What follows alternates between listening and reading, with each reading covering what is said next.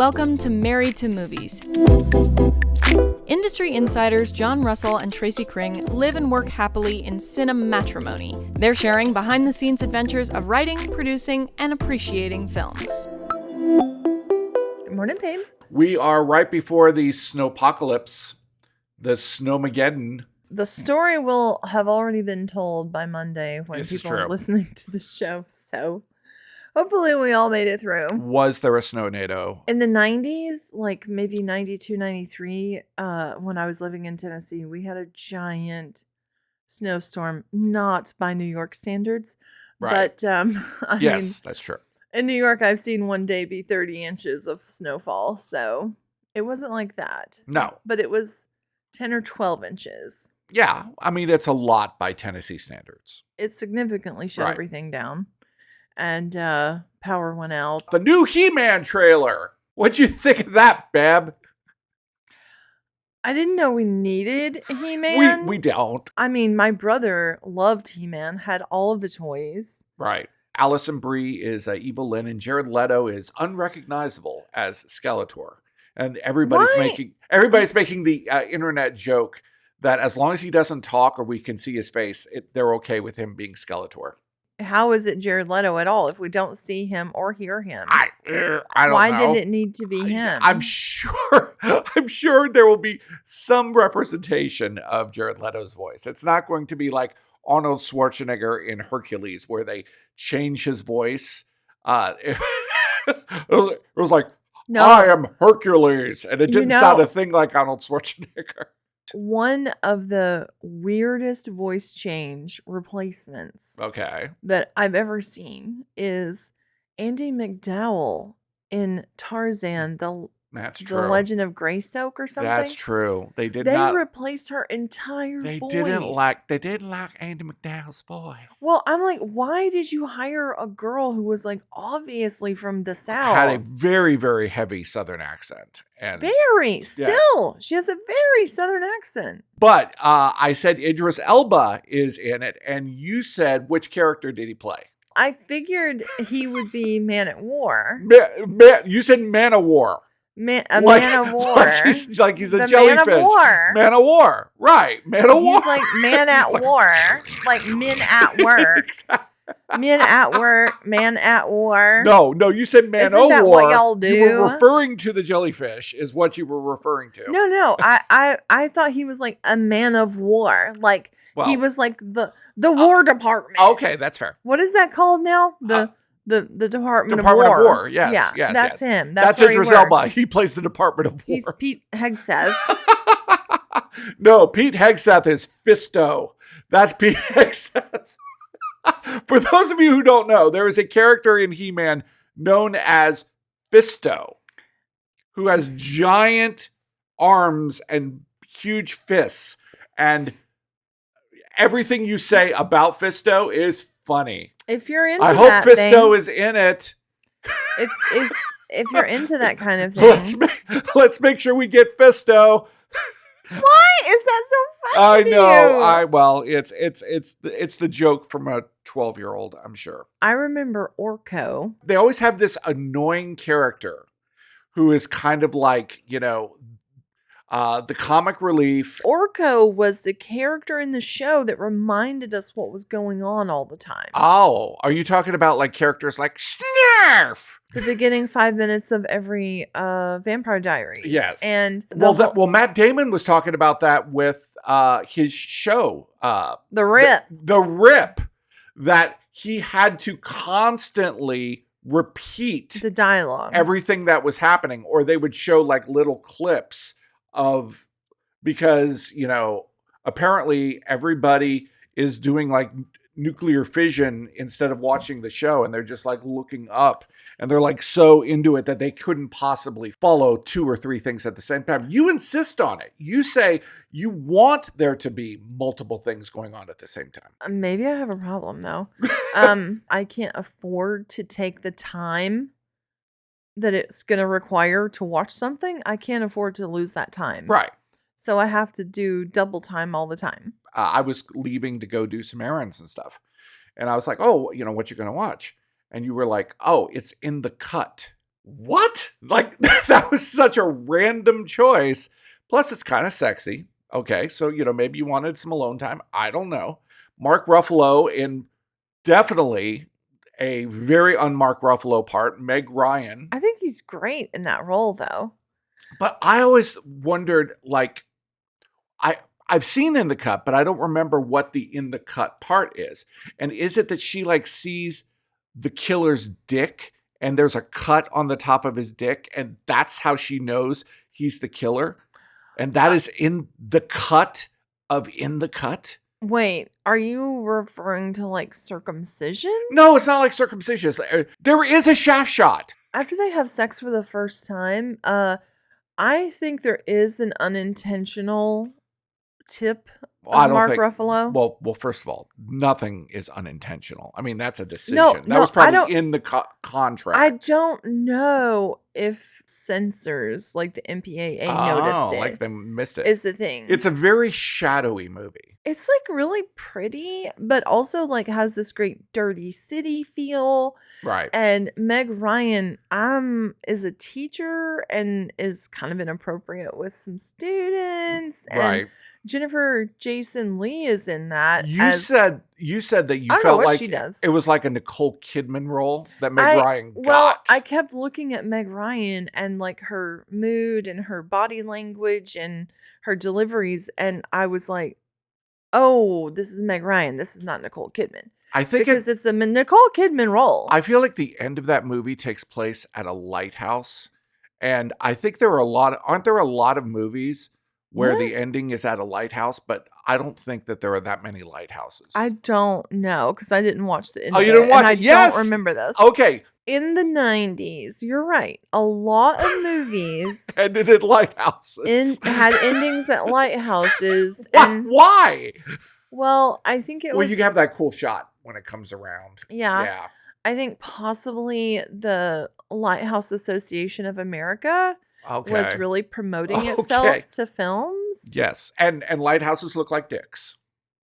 We watched a movie. Speaking of dicks. Called, what was it called? Splitsville. The two dudes in it co-wrote it. They co-wrote the movie. One of them directed it. And that one dude shows his wiener a lot. This one dude who had the big wiener was like, maybe we should show my wiener again in this scene.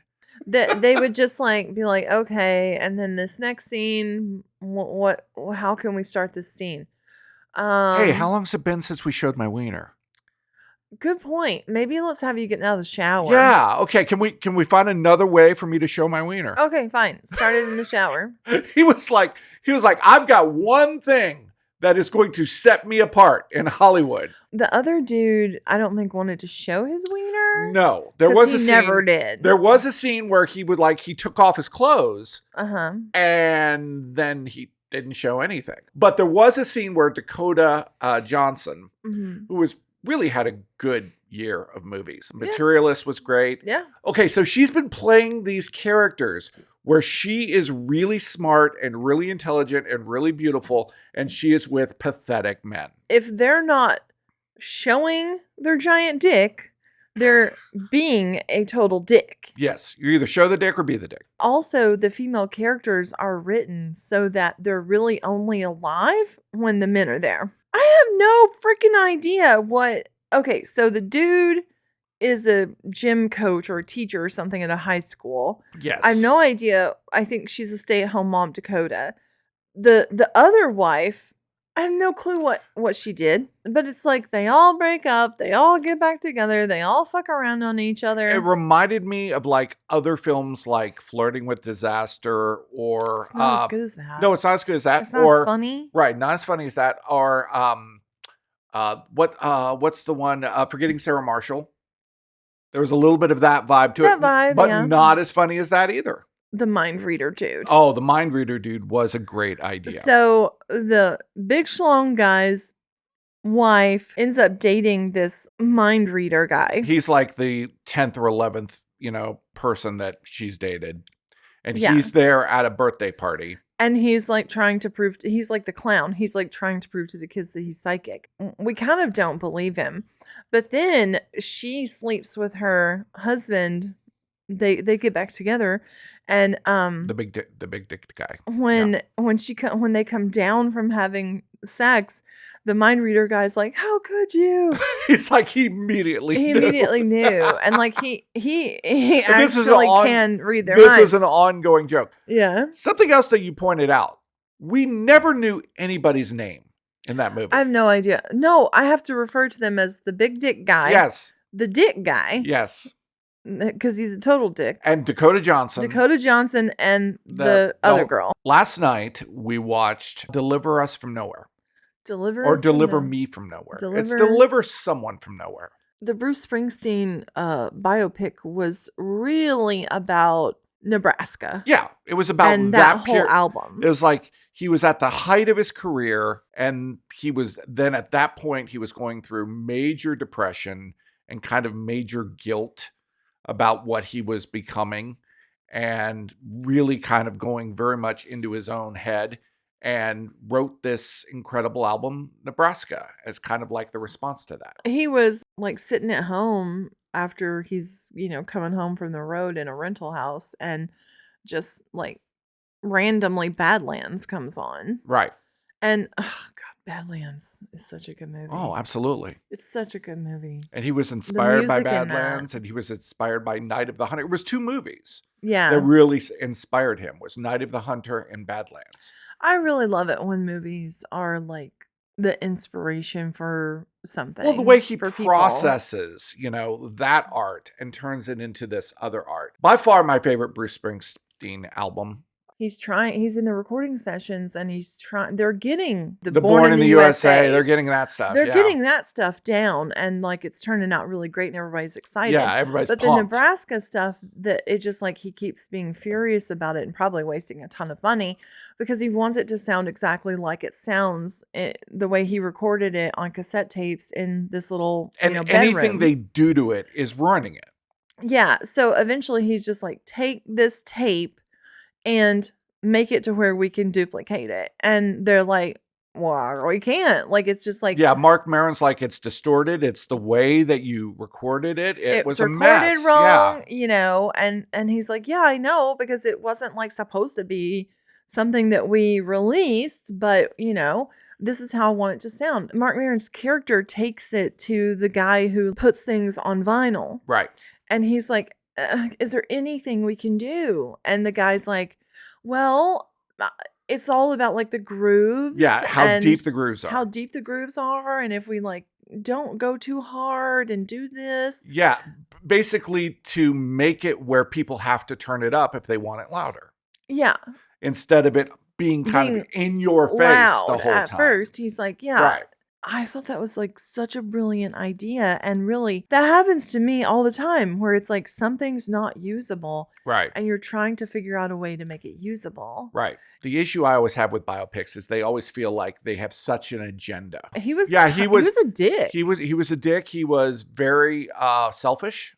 He was very selfish. Really selfish. He was very self-involved, and he needed therapy. And he finally got it. I mean, they were alluding to the fact that he was suicidal. The record executive comes into the office with his, agent or manager or whatever. He's like, what the fuck is this Nebraska thing? What are we going to do with this? Like, I don't get it. He was just confused. He was like trying to figure out what he was going to do. The agent guy's like, I get it. You don't know what to do with it. But in this office, we believe in Bruce Springsteen. Exactly right. And he wasn't going to be part of putting it down or getting personal or anything. And that agent guy, like, really, I mean, he was a stand-up guy. He stood through everything whenever he didn't understand why Bruce was acting the way he did. He's that actor from concerned. Succession. He was incredible. He was incredible. And you know what else I really appreciated about it? I didn't feel like he was doing a Bruce Springsteen impersonation. It felt more like an embodiment of Bruce Springsteen than an impersonation. He did the poses. Oh, okay. Okay. So like the physicality of it. Right. He did this thing. There's a lot of like pictures of Bruce where he's like not sitting like facing you. He's to the side. Right. And like He's kind of like always like, he did the poses. And so I think in your mind, it felt like him just because of the way that he was shaped. He shaped his body like Bruce, the way he kind of hunched over. Right. And I think he nailed that. And that was really all he needed to do. His love interest in it, who he treated terribly. I really appreciated the fact that she was just calling him out on his shit. Well, she was, and he does realize, oh, she was right. He's sitting at a diner in the middle of Texas. Yeah. Yeah, he's like, oh, she was right about that. I'm an asshole. And Jerry Maguire, whenever the guy's like, you can't date a single mom with kids and stuff. Right. Like, you got to be serious if you're going to do that. Right. And I always thought that was really true. Yeah, because that's next level. That's like, like that woman. The kid is thinking of you in a different way. Yeah, that woman isn't looking for fun times. Right. She's looking for if you're going with her kid to Asbury Park. She's looking for a partner. Yeah. Oh yeah. Absolutely. And he was abusing he that wasn't situation. He wasn't ready for anything like that. Oscar noms came out. It did. Which I don't think we were really shocked about much. People are very excited about Delroy Lindo in Sinners because he's been around for a really, really long time and just a great actor. And it would be awesome. And also Ethan Hawke got nominated for Blue Moon. He was great. It was a performance without It was a monologue. Yeah, without any like fear. I mean, he plays like this character who's 5 foot, who's bald, who's annoying, bitter, angry, cynical. I mean, he's a really great character for an actor to play. And Ethan Hawke must deliver practically every line in that film. Yeah, it's almost like a one-man show. He came off in life as very much like his character in Reality Bites. Kind of a dick. Kind of a pretentious dick. I write novels. I write songs. I'm so cool. Yeah. But that's how he was coming off when he was young. I don't know if that was how he was. But as he's aged, like I was listening to many clips of him from things. Like there was one that was maybe a TED Talk or him talking about acting or art. And like, I really like Ethan Hawke. He has a lot of good things to say. Yeah. He's a very positive person. And the thing about Ethan Hawke is that he does things like Sinister. He does things like Black Phone. You know, he's not afraid to take really big chances. And here's the thing about Sinners. Like there are people who are like, 16 nominations, that's ridiculous. No other movie has ever gotten it. What Sinners had going for it, it was not just the technical achievement, all of the costuming and all of the, special effects and the sound and all that. It had great acting parts too. Really, the first straight up horror film that's ever been nominated. Straight up, yeah. Because like Silence of the Lambs was, but that's technically not a horror film. Okay, well, let's use Silence of the Lambs as an example. It was nominated. 2 of the actors were nominated, Anthony Hopkins and Jodie Foster. There's really no one else in Silence of the Lambs who elevates to the point of being nominated for an Oscar in that. Right. Whereas in Sinners, you have the best supporting actor, best supporting actress, best actor, best actress, all in the same movie. Weapons, Amy Madigan has a really good shot at winning. She had a really fun, crazy part as the witch. There's Frankenstein, Jacob Elordi. He's nominated, and it got nominated for a bunch of stuff. Yeah, I mean, it was definitely the biggest year for genre, for horror movies. Yeah. And I would argue that Begonia is a horror movie. Yeah. I mean, horror sci-fi. It would be a horror sci-fi. Yeah. I agree. One thing that Alexa did, she's listening. She changed her voice. She changed her voice and then on her own. And she tried to gaslight us like she didn't change her voice. Did we want to try for free her new features? Oh yeah, don't do it, folks. It's like a 30-day free trial, but I know I'll forget. Yeah. And I don't know how much it is, and I don't want another subscription, and I don't need just a new tone of voice. And when like, you hear the new voice, it sounds like a little girl. She's like, no, she's lippy. Yeah, she's like, I'm sorry you're having problems because you suck. I would rather it be like, I'm sorry, I can't help with that. Instead of like, oh, I'm so sorry you're having a problem with that, you stupid bitch. I was like, excuse me, Alexa, you have changed your voice. What are you doing? And she's like, no, my voice hasn't changed. It Maybe must be you're misreading my tone of voice. There's something wrong with your device, and you think my voice has changed. Right. And I'm like, Alexa, I'm like, Alexa, did you upgrade me without my permission? And they had. They had. They had. So watch out for that, people. Watch out, folks. If your Alexa all of a sudden sounds like this and like gets really lippy with you, then you've been upgraded without your permission. Yep. It's like and there's probably a class action lawsuit that's going to happen. Like, one more thing with the Oscars. What is the deal with adapted versus original? Because there are things that they're saying are original. To me, this is like very evident in a case like, and I don't even know if this was nominated, but in a case like, let's take Frankenstein. Well, of course, that's adapted. That would be an adapted screenplay. Right. That screenwriter did not come up with shit.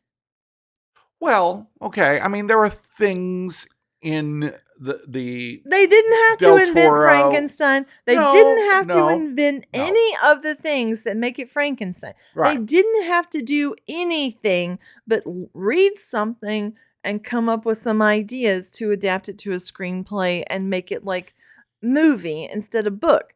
I don't feel like that is the same category. Right. As someone who actually sat down and wrote a brand new piece of creativity. Right. Well, and innovation. Well, even Marty Supreme is based on a character who was a ping pong champion, who did all of the things, who joined the circus. I don't consider that original. I don't consider that original either. By its very definition, you would say it was derived from. You are taking something that has already existed, and then you are developing a story based on that. That is the definition of adaptation. I think derivative or adapted screenplay should be its own category. Because, I mean, like Silence of the Lambs, they adapted that. Oh, absolutely. Novel. But like One Battle After Another, that's based on the Thomas Pynchon book. Right. Right. It is based on that. Now, I understand he's taking elements from other things or whatever. Sure. But it's already things that exist. Adapted. Those are adapted. Like, if you, and I did this one time where I watched No Country for Old Men and had the book there with me. And I wouldn't even say it's adapted. It's a script.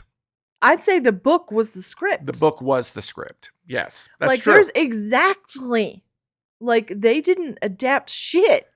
It's not fair for screenwriters to sit down at their final draft and start from nothing. Right. To come up with something whole cloth have to compete themselves. With Mary Shelley. I agree.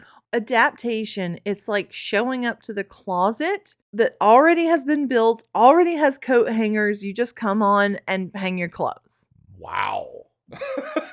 That's saying a lot. And you're going to piss off some people who are writing with that take. But I like it.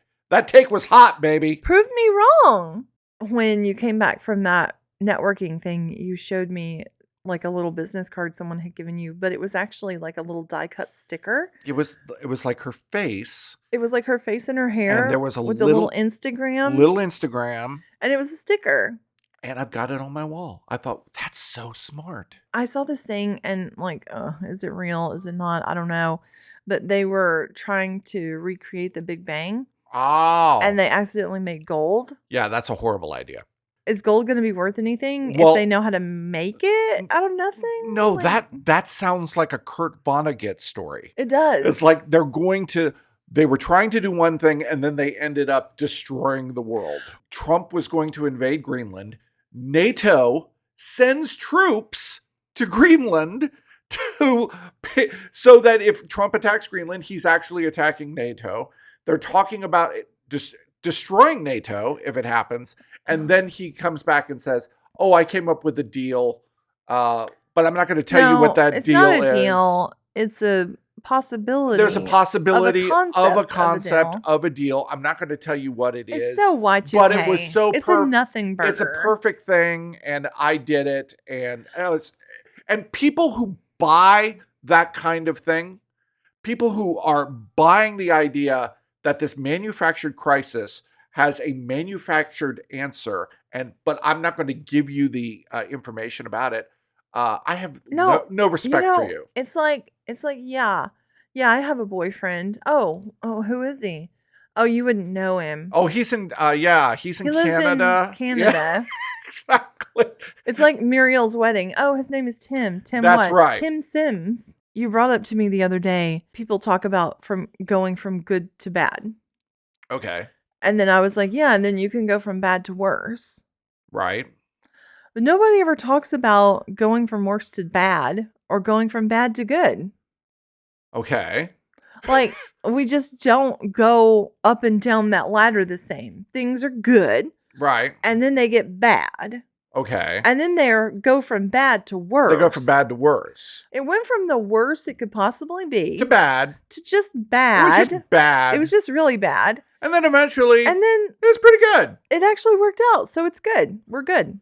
That's interesting. I think it because of gravity. My tooth was really hurting.